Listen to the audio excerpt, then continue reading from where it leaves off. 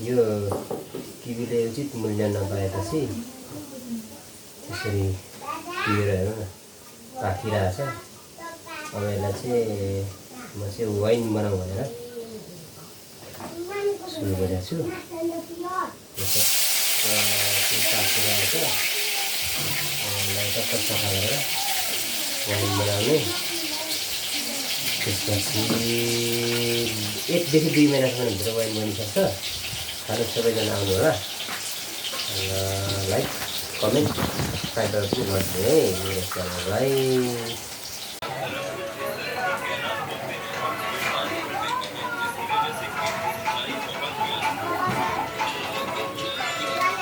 र मैले यसरी टक्कसँगले भाँडामा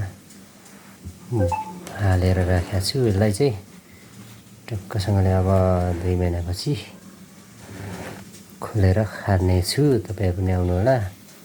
तपाईहरुलाई पनि देखाउने छु म।